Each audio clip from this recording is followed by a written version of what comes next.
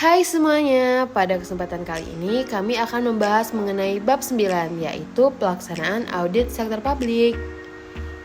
Sebelumnya kami akan memperkenalkan anggota kelompok kami dari kelompok 3 yang beranggotakan. Halo, saya Aulia Ramadini.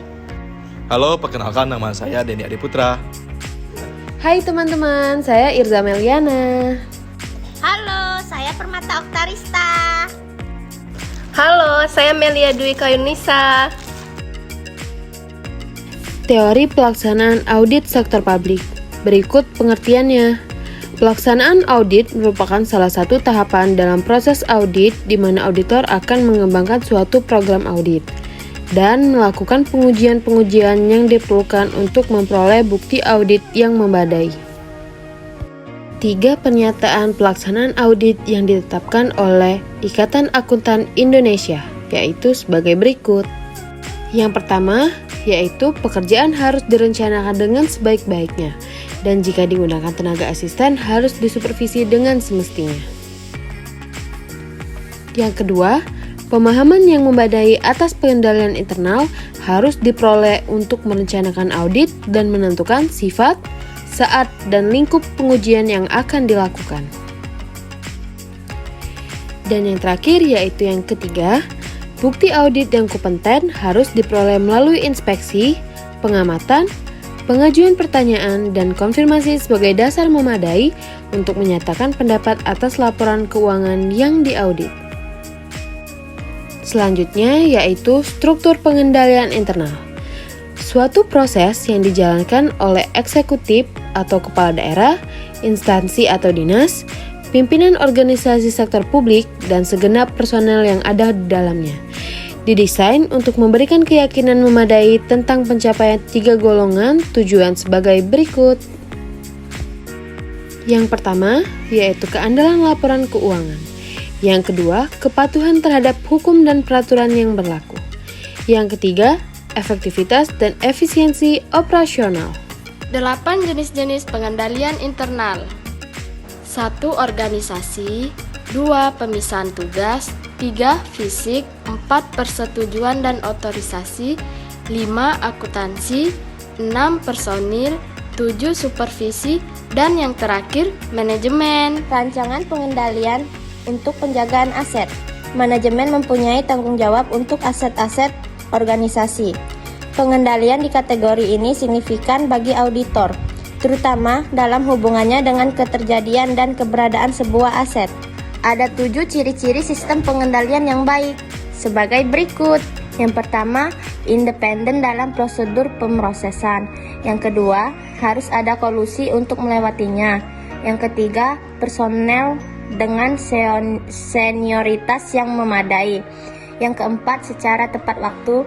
Yang kelima, pengendalian internal yang bergantung pada pemisahan tugas. Dapat dihindari dengan kolusi.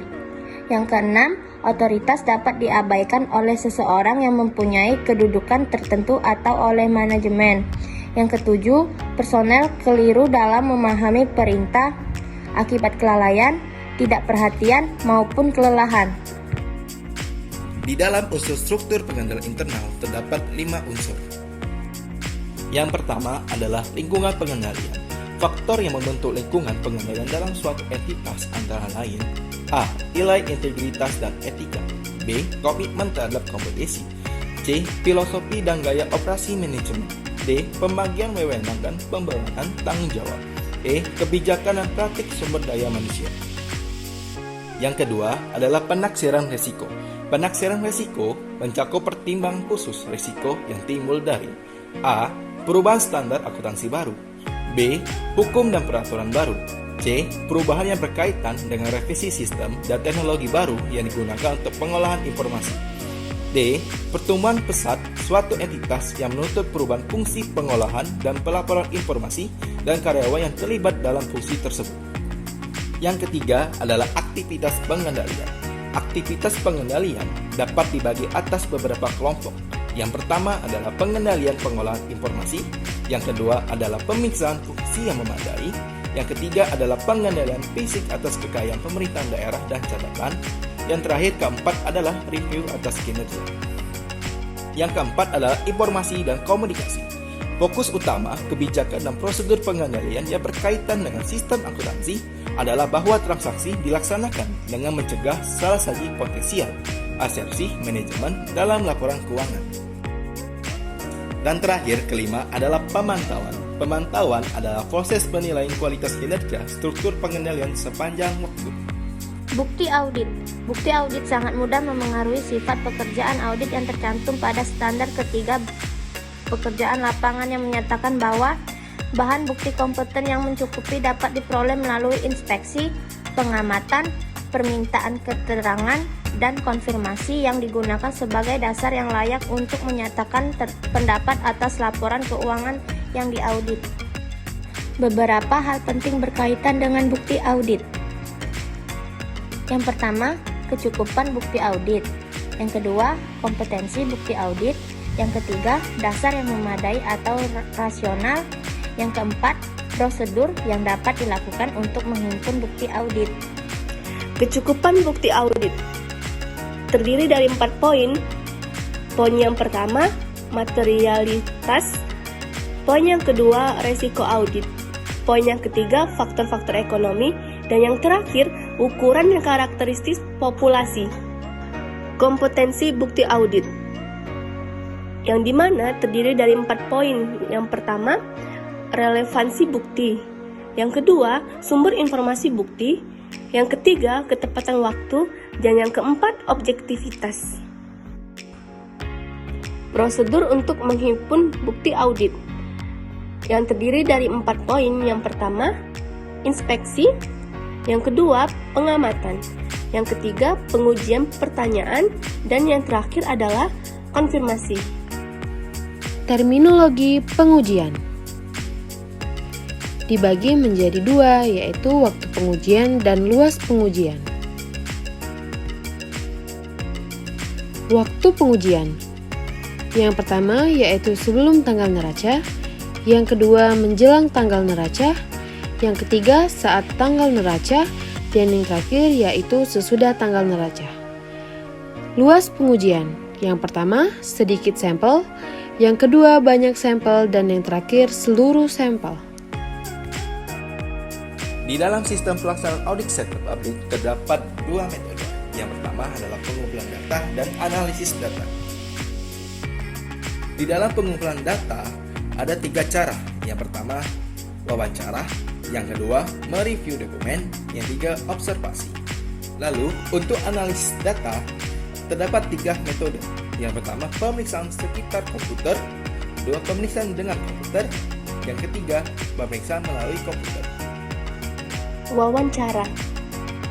Wawancara atau interview merupakan percakapan antara 2 orang atau lebih dan berlangsung antara narasumber dan pewawancara.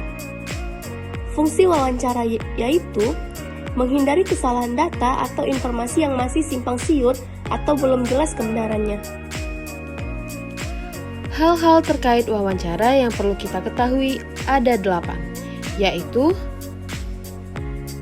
yang pertama yaitu pertanyaan pembukaan, yang kedua gaya bicara, yang ketiga nada dan irama dalam memberi pertanyaan, yang keempat sikap pewawancara, yang kelima uraian dengan kata-kata sendiri, yang keenam mengadakan penggalian, yang ketujuh membuat catatan, dan yang terakhir menilai jawaban.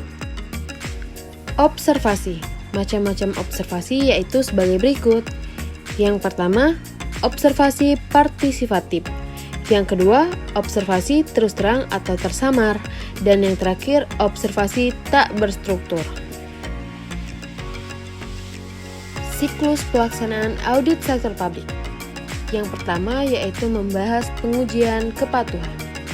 Pernyataan tentang hasil pengujian kepatuhan terhadap ketentuan perundang-undangan dan pengendalian intern diatur dalam pernyataan standar pemeriksaan 07 tentang standar pelaporan pemeriksaan dengan tujuan tertentu, yaitu laporan hasil pemeriksaan harus menyatakan bahwa pemeriksaan dilakukan sesuai dengan standar pemeriksaan. Pengujian validitas bukti transaksi sebagai berikut.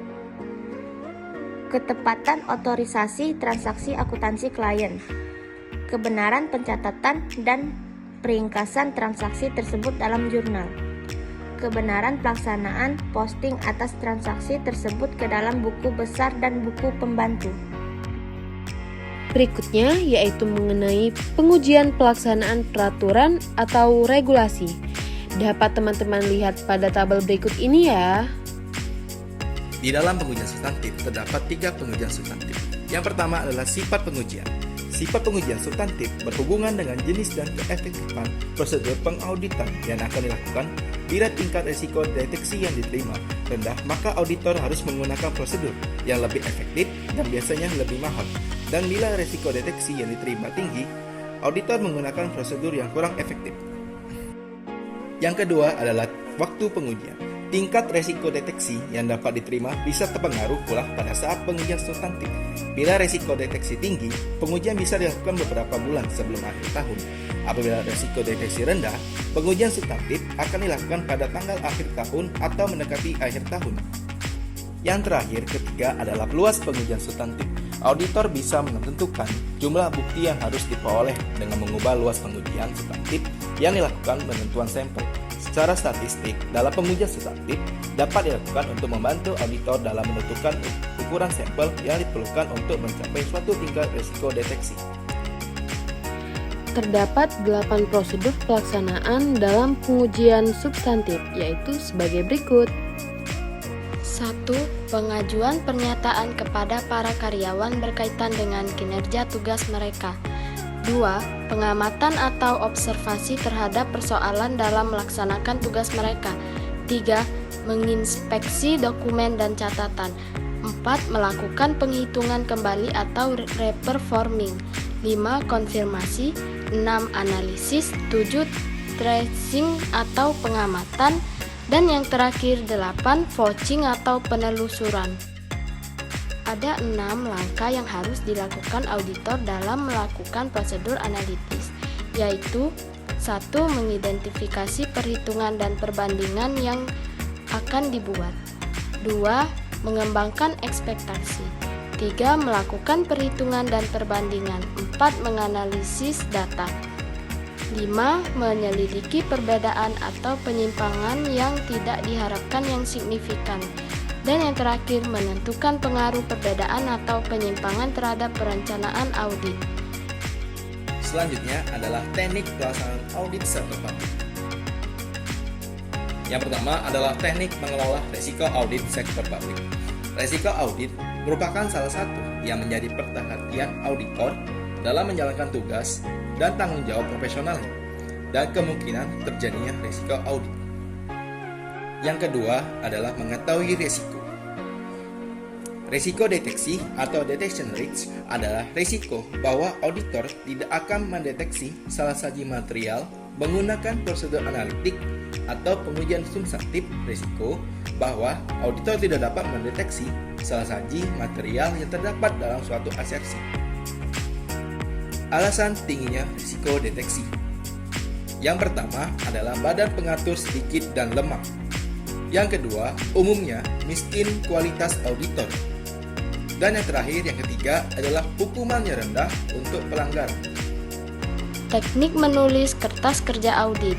Kertas kerja audit merupakan kertas-kertas yang diperoleh akuntan selama melakukan pemeriksaan dan dikumpulkan untuk memperlihatkan pekerjaan yang telah dilaksanakan, metode dan prosedur pemeriksaan yang diikuti, serta kesimpulan-kesimpulan yang telah dibuatnya. Selanjutnya, kami akan menjelaskan mengenai tujuan pembuatan kertas kerja audit. Yang pertama, untuk mengkoordinasi dan mengorganisasi semua tahap pengauditan. Yang kedua, sebagai pendukung yang penting terhadap pendapatan angkutan atas laporan keuangan yang diauditi. Yang ketiga, sebagai penguat kesimpulan angkutan dan kompetensi pengauditannya. Dan yang terakhir, keempat, sebagai pedoman dalam pengauditan berikutnya. Teknik dasar pembuatan kertas kerja audit, yaitu terdiri dari 4 poin. Yang pertama, pembuatan heading. Yang kedua, nomor indeks. Yang ketiga, tanda centang. Dan yang terakhir, pencantuman tanda tangan pembuatan maupun penelaan dan tanggap pembuatan serta penelahan. Faktor yang harus diperhatikan dalam pembuatan kertas kerja audit. Yang pertama, lengkap. Yang kedua, teliti. Yang ketiga, ringkas. Yang keempat, jelas. Dan yang terakhir, rapi. Selanjutnya, saya akan menjelaskan mengenai susunan kertas kerja audit. Yang pertama, draft laporan pemeriksaan atau audit report. Yang kedua, laporan keuangan yang telah diaudit. Yang ketiga, ringkasan informasi bagi penelaah. Yang keempat, program pemeriksaan. Yang kelima, laporan keuangan atau neraca lajur yang dibuat oleh klien. Yang keenam, ringkasan jurnal penyesuaian. Yang ketujuh, working trial balance. Yang kedelapan, top schedule. Dan yang terakhir, yang kesembilan yaitu supporting schedule.